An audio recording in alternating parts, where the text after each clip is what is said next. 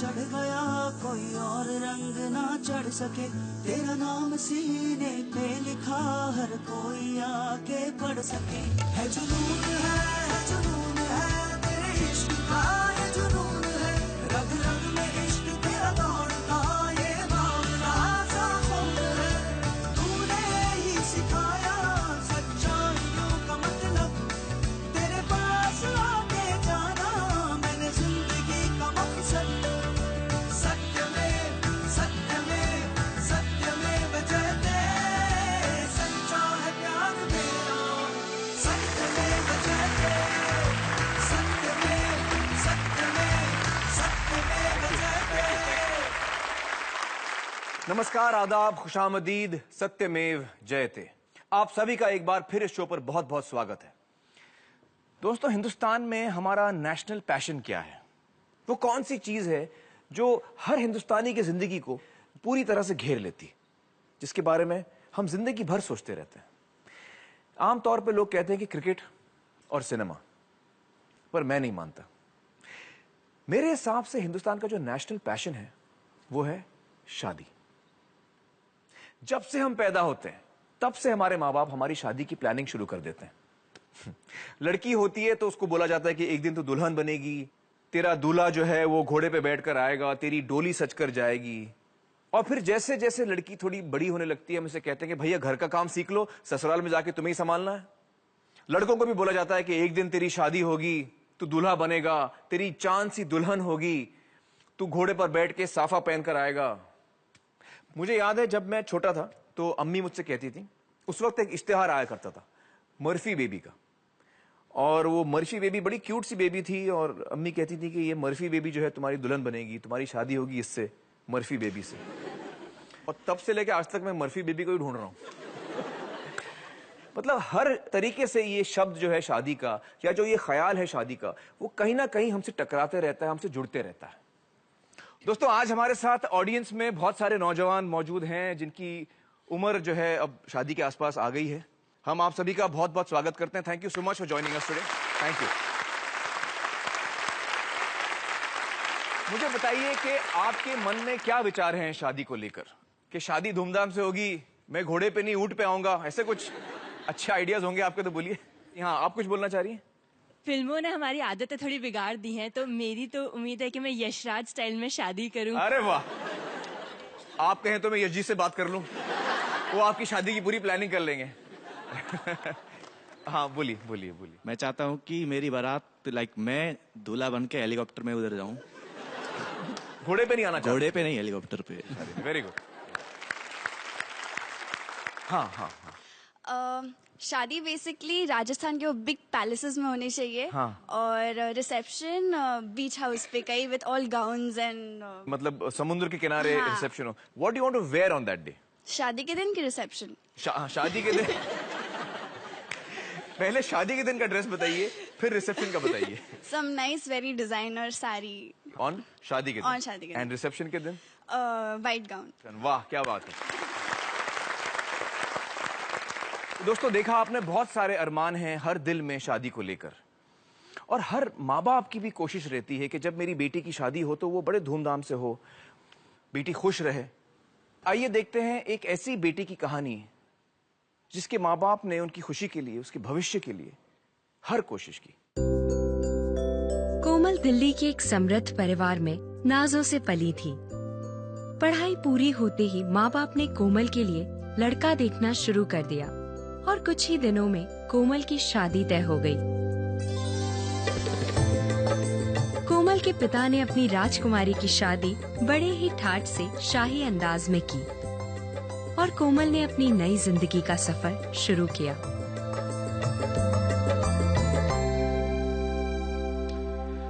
कोमल, बहुत बहुत शुक्रिया हमारे साथ जुड़ने का।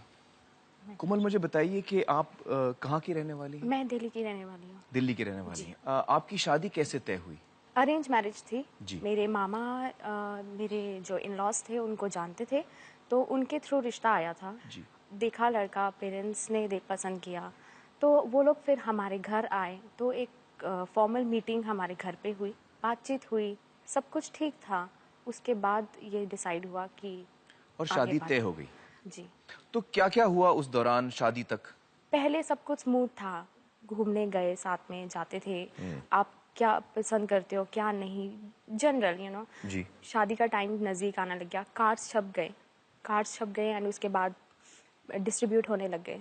पर जैसे जैसे टाइम पास आता गया, उनकी डिमांड्स धीरे धीरे सामने आती चली गई कि ऐसी शादी होनी चाहिए, लैविशली होनी चाहिए, धूमधाम से होनी चाहिए, कौन सी कार आएगी, मेरे कपड़े कौन से आएंगे, कहाँ से आएंगे, हमें घर में फर्नीचर वगैरह कुछ नहीं चाहिए लेकिन आप कैश दे देना। जब पहले बात हुई थी तो ये हुई थी कि आप 2 कपड़े में लड़की दे दो, हमारा लड़का इतना वेल ऑफ है, आईटी प्रोफेशनलिस्ट है, हम लोग अच्छे से रख सकते हैं, हमारे घर में 2 ही लड़के हैं, ये पहली बहू आएगी, मैं इसको अपनी बेटी बना के रखूंगी। तब ये सब था। शादी का टाइम पास आते ही जब सब में बात पहुंच गई कि शादी होने वाली है, तब उनके रिएक्शंस चेंज होने लग गए कि अब प्रेशर का टाइम है, अब आप कुछ भी करा लो। Then my father said okay, शादी की एक सबके अरमान होते हैं, लड़के के भी एक अरमान होते हैं, उनके पेरेंट्स के भी एक अरमान होते हैं, चलो कोई बात नहीं, अगर हिम्मत है, अगर है तो कर सकते हैं। उनकी जो डिमांड्स थी आप लोग मान रहे थे? जी। शादी जब बारात आने वाली थी, वहाँ पे इन्होंने एक डिमांड और रख दी, हम बारात तब निकालेंगे जब आप मिलनी पे फादर इन लॉ को गोल्ड की चेन डालोगे।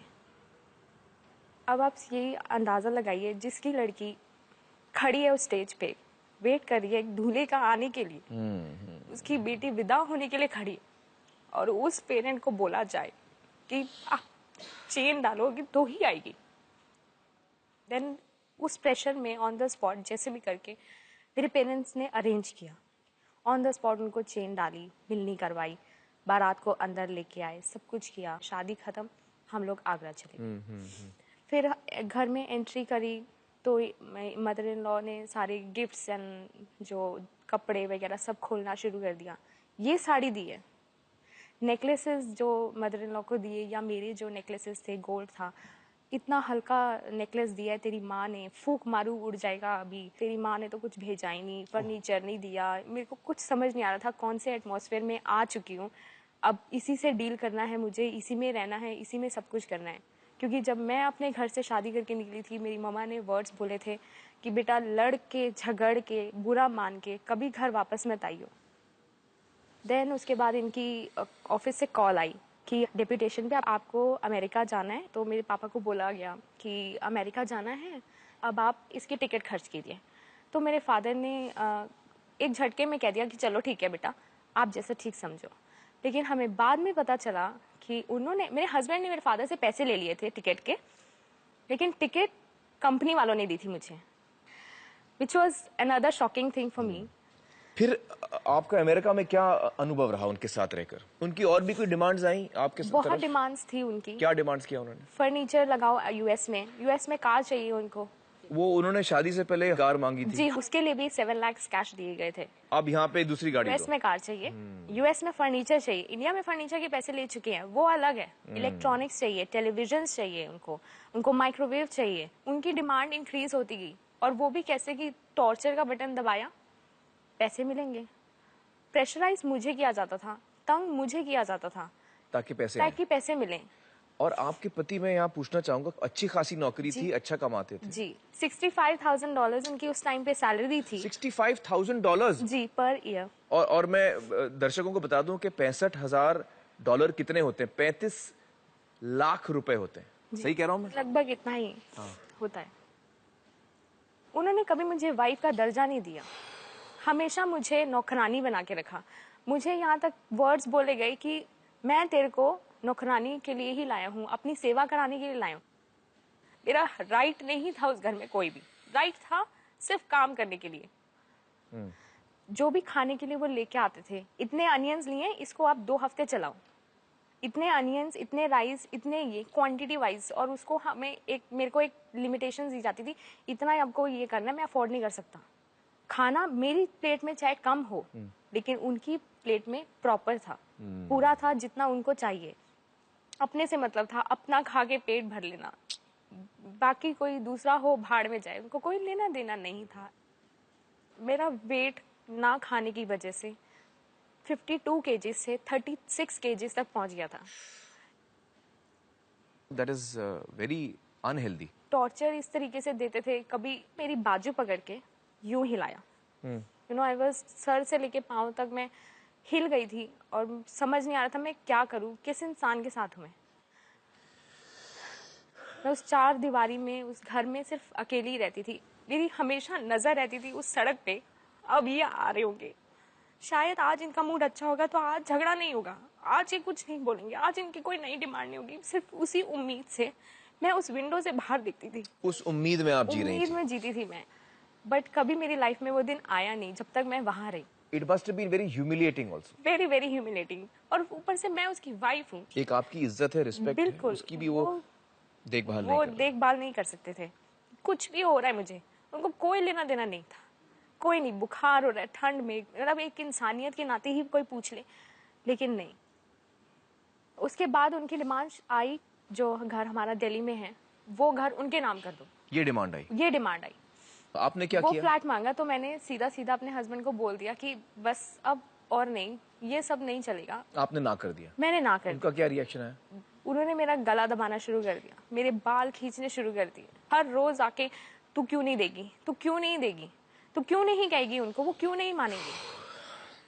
एक टाइम ऐसा था मेरी लाइफ में जब मैंने सोच लिया था कि शायद आज मेरी जिंदगी का आखिरी दिन हो, last breath of my life, क्योंकि वो इतनी जोर से उन्होंने मेरा गला दबा रखा था कि आखिरी में मेरी सांस आना बंद हो गई थी। मुझे सर में इतनी जोर से दर्द और दिखना बिल्कुल बंद हो चुका था। जब उनको लगा कि अब ये मर जाएगी और मैं प्रॉब्लम में आ जाऊंगा, तब उन्होंने छोड़ा। उसके बाद उठा के सीधा ऐसे फेंका, मैं जोर से जाके जमीन पे गिर गई। दिन सारी रात सोच सोच में बिताई कि मैं अब क्या करूं, क्या अपने माँ बाप को जाके कह दूं कि आप सड़क पे रह लो, मुझे घर दे दो, क्या मेरे हस्बैंड को घर दे दो तो ही वो मुझे सुखी रखेगा। फिर आपने पेरेंट्स को फोन किया? तब मैं उनको ये सिचुएशन बताना नहीं चाहती थी कि वो बहुत ज्यादा पैनिक हो जाएंगे। तब भी आपने नहीं बताया? हाँ आपको जी। बताना चाहिए था अपने पेरेंट्स को। बताना चाहिए था, लेकिन मेरी मॉम तो वहीं पे ही दम तोड़ देंगी। एक माँ के लिए बहुत मुश्किल है ये सब चीजें। फिर अल्टीमेटली आप वापस हिंदुस्तान कैसे आई, क्या हुआ? एक दिन मेरे हस्बैंड ने फिर मुझे धमकी दी, मैं अब तेरे को नहीं छोड़ूंगा, अब तो सड़ यहाँ जिंदगी भर, मैं जा रहा हूँ। आई सेड आप कहाँ जा रहे हो, मैं तेरे साथ नहीं रहना, बस मैं जा रहा हूँ।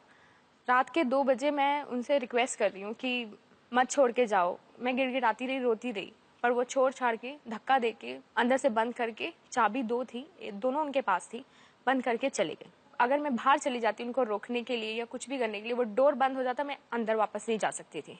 ये किस महीने की बात है? ये नवंबर दिसंबर की बात है। मतलब वहाँ पे बर्फ भी गिरती है? जी, स्नो में, स्नोइंग हो रही थी? स्नो थी उस टाइम पे जी। घर छोड़ने की पूरी प्लानिंग थी उनकी, एक्सेप्ट फर्नीचर, बाकी सब कुछ उन्होंने पैक कर लिया था अपना। अच्छा। कुछ नहीं था उस टाइम पे मेरे पास, ना मैं बाहर जा सकती थी, ना मैं किसी की हेल्प मांग सकती थी। फिल्टर, वाटर फिल्टर तोड़ के निकाल के ले गए थे ताकि पानी तक पीने को ना मिले। खाने के लिए एज यूजुअल हमारे घर में लिमिटेड चीजें होती थी, खाना कुछ भी नहीं था। I was alone in the house for 4 days without food, without water. 4 दिन? 4 दिन मैं बस फोन करती थी, फोन नहीं उठाते थे, काट देते थे, फोन बंद कर देते थे, वॉइसमेल छोड़ती थी, वॉइसमेल नहीं उठाते थे, वॉइसमेल का रिप्लाई नहीं करते थे। एक रात को मेरी तबीयत बहुत ज्यादा खराब हो चुकी थी, शॉर्ट ब्रेथ होने लग गई थी, वॉमिटिंग हो रहा था, हेडेक हो रहा था, एंड हाथ पैर फूलने शुरू हो गए थे। तो मैंने अपने हस्बैंड को फ़ोन किया कि मेरी तबीयत बहुत ख़राब हो चुकी है, मेरे पास खाने के लिए कुछ भी नहीं बचा है, कुछ भी नहीं है घर में, आप कुछ नहीं छोड़ के गए, आप प्लीज़ आओ और खाना तो एटलीस्ट दे जाओ आप। लेकिन उन्होंने रिप्लाई नहीं किया। मैं मतलब जीते जीते मर रही थी वहाँ पे। फिर मैंने वुमेन सेल को कॉल किया, यूएस के वुमेन शेल्टर कॉल किया। तब उन्होंने कहा यू नीड इमरजेंसी हेल्प, हम लोग एम्बुलेंस भेजते हैं, आप जाओ। तब मेरे पास पैसे नहीं थे, तो मैंने उनको बोला कि मेरे पास मनी नहीं है, मैं अफोर्ड नहीं कर सकती हॉस्पिटल जाना। तो दे सेड कि नहीं, आप जाओ, हमारे लिए आप सबसे ज़्यादा इम्पोर्टेंट हो, आपकी लाइफ सबसे ज़्यादा इम्पोर्टेंट है, सारा खर्चा हम उठाएंगे। मतलब अजनबी देश में अजनबी लोग आपकी बात समझ रहे थे जी, और आपकी मदद कर रहे थे जी, और आपके पति आपको छोड़ के चले गए। जी। देन मैंने अपने पेरेंट्स को कॉल करा, उन्हीं के वहाँ से उनको कहा कि प्लीज़ आप आओ, यहाँ पे सिचुएशन बहुत बिगड़ चुकी है, आप आओगे तो मैं आपको सब कुछ बताऊंगी।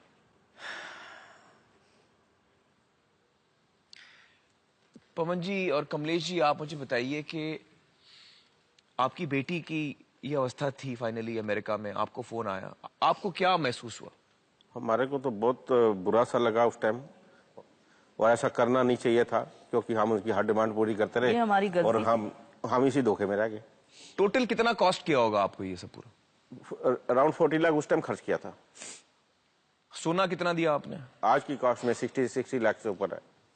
आज आपको लगता है कि जो पहली डिमांड आई उनकी जी कि भाई हमारे लिए ये करो वो करो, आप अगर उसी वक्त ना बोल देते उसको, वो ज्यादा अच्छा रहता, अगर हम उसको उसी टाइम मना कर देते और बेटी को अपने पास ही रख लेते। आज रखने से पहले उस वक्त रखते। किसी माँ बाप को आगे से नसीहत दूंगा कि दामाद को ना पाले कभी भी, उसको बोलो अपनी कमाई में जो करना कर, हमारे पास कुछ नहीं है। ये देखिए, ये बहुत बड़ी सीख है हर माँ बाप के लिए, हर लड़की के लिए आज जो इस वक्त प्रोग्राम देख रहे हैं, कि ग्रीड जो है, लालच जो है, उसका कोई अंत नहीं होता। जब पहली डिमांड आती है कि भाई हमारे लिए ये कर लो, चाहे वो छोटी डिमांड भी हो, उस वक्त हमको लगता है यार ये तो छोटी बात है, हम कर लेंगे, कोई बात नहीं। नहीं, छोटी भी डिमांड आती है तो मतलब वो आपकी इज्जत नहीं कर रहा है, वो आपकी बेटी की इज्जत नहीं कर रहा है, वो सौदा कर रहा है। वहीं पे कैंसिल कर दो और कहो नहीं, शादी हमको करनी है, हमको ये सौदा नहीं करना। ये सबसे बड़ी सीख मिली है हमको। कोमल जी, बहुत बहुत शुक्रिया हमसे बातचीत करने का। आपने जो आप बीती हमें आज सुनाई है, उससे एक बहुत बड़ी सीख मिलेगी सैकड़ों लड़कियों को और सैकड़ों लड़कियों के माँ बाप को आज जो ये प्रोग्राम देख रहे हैं। दोस्तों, आपने देखा कि किस तरह कोमल जी के साथ उनके माँ बाप ने कोई कसर नहीं छोड़ी अपनी बेटी की खुशी के लिए, लेकिन फिर भी उनके साथ ऐसा हुआ है। और ये कोमल जी की कहानी अकेले की नहीं है, बहुत सारी लड़कियां हैं जिनके साथ ऐसा ही हुआ है। पीएचडी की पढ़ाई कर रही निशाना छोटी सी उम्र में ही मदुरई के अमेरिकन कॉलेज में लेक्चरर की पोस्ट संभाल रही थी। निशाना के गुणों से प्रभावित होकर मदुरई डिस्ट्रिक्ट के एक बड़े परिवार ने अपने बेटे के लिए निशाना के माता पिता से उसका हाथ मांगा। निशाना के माता पिता इस रिश्ते से काफी खुश थे और बड़ी धूमधाम से उन्होंने अपनी बेटी की शादी की। 70 तोला सोना और 1 लाख नगद हमने उनको दिया। निशाना के पिता का कहना है कि शादी के कुछ ही दिनों बाद लड़के वालों ने उनसे गाड़ी की मांग की। मैंने कहा थोड़ा रुक जाओ, मेरे रिटायरमेंट का पैसा आना बाकी था और सेटलमेंट के 4 लाख रुपए से उन्हें वो गाड़ी दिलाना चाहता था। लेकिन अचानक निशाना के ससुराल वाले उसके चेहरे में खामियां निकालने लगे। कुछ दिनों बाद उन्होंने कहा निशाना की नाक ठीक नहीं है, हमें उसका ऑपरेशन करवाना होगा। उन्होंने निशाना के माता पिता पे निशाना की प्लास्टिक सर्जरी करवाने का दबाव डाला। आखिर निशाना के माँ बाप ऑपरेशन करवाने के लिए मान गए, पर निशाना के मन पर इस खिलवाड़ का क्या असर हो रहा था ये किसी ने नहीं देखा। ऑपरेशन के बाद भी निशाना के पति की तानाकशी जारी रही। वो उसे बहुत सारे मैसेजेस भेजता था, तुम भैंस जैसी दिखती हो। मैसेज अपने माँ बाप को भी दिखाना, तुम मोटी हो, तुम बदसूरत हो। और जब निशाना की बर्दाश्त की हद खत्म हुई, उसने अपने आप को खत्म कर डाला। माँ बाप ने अपनी लाडली बेटी को हमेशा के लिए खो दिया।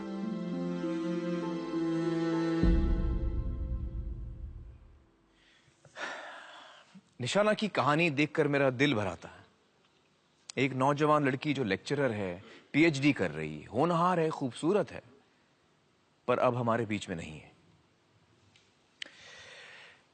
माँ बाप अपनी पहुंच से बाहर जाकर अपनी बेटी की खुशी के लिए खर्चा कर रहे हैं, पर फिर भी लड़कियों को खुशी नसीब नहीं हो रही है। क्या वजह है? आपको शायद जानकर ताज्जुब होगा कि हमारे देश में हर 1 घंटे में एक लड़की को दहेज की वजह से अपनी जान गंवानी पड़ती है, और ये ऑफिशियल स्टैटिस्टिक्स हैं। कहां जा रहे हैं हम? कहां गलती कर रहे हैं? लौट के आते हैं और जानते हैं।